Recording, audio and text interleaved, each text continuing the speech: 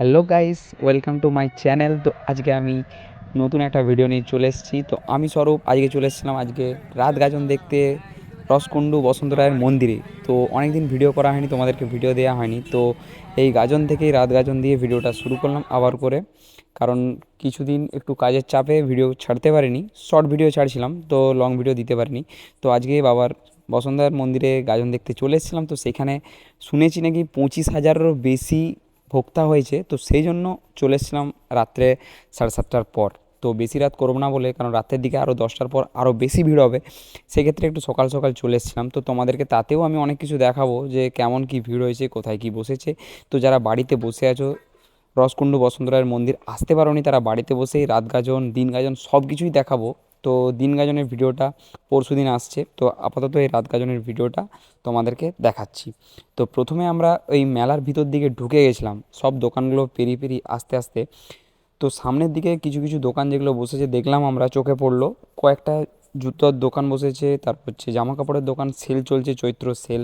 তোমরা এখানে যারা আসতে পারছো না তারা দূর থেকেই দেখে নাও, আর যারা আসতে পারছো তারা এখানে খুব কম পয়সায় কিনতেও পারো। খুব ভালো জিনিস বিক্রি হচ্ছে, আর বেশিরভাগ জিনিস তো কি বলবো, সেখানে হচ্ছে লকেট, শিব ঠাকুরের কত কিছু জিনিস বিক্রি হচ্ছে, মানে মাটির কাঠের এইসব জিনিস একটু বেশি বিক্রি হচ্ছে যেটা আমি দেখলাম।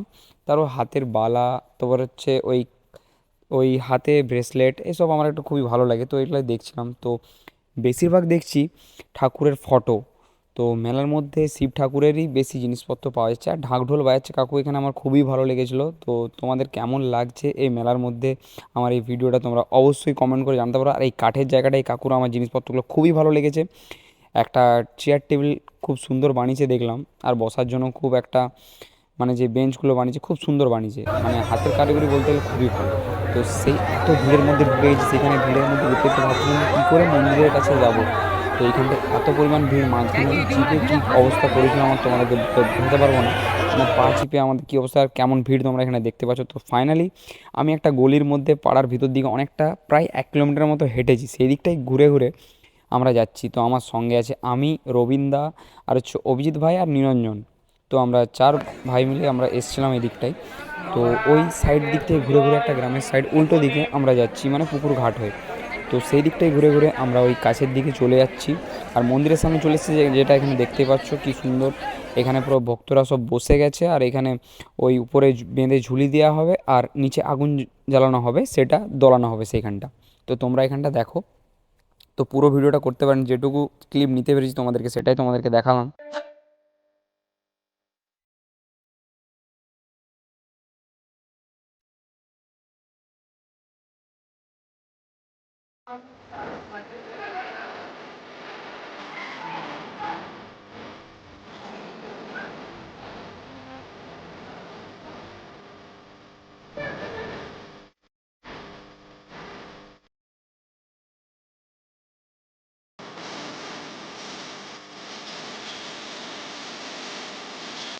তো এখানে শিব ঠাকুরের মূর্তি, আর কি সুন্দর গায়েগুলো এত সুন্দর লাগছে, আর কি বলবো। আর কুকুরের মতো এই যে কি সুন্দর বানানো আছে, লড়ছে, খুবই ভালো লাগে। তো আমার ভিডিওটা এতক্ষণ দেখে তোমরা কেমন উপভোগ করলে আমাকে অবশ্যই কমেন্ট করে জানাবে। আর হচ্ছে প্লিজ সবাই, এত কষ্ট করে ভিডিও বানাচ্ছি, সাবস্ক্রাইব না করে কেউ যাবে না, আর একটা মিষ্টি করে কমেন্ট করে দিও। তো দেখা হবে নেক্সট একটা ভিডিওতে। আর দিন গাজনের ভিডিওটা খুব তাড়াতাড়ি আসছে, তো যারা এখনও সাবস্ক্রাইব করোনি এখনই ঝট করে সাবস্ক্রাইব করে নাও। তো আমি চললাম, তো সকলকে টাটা বাই বাই।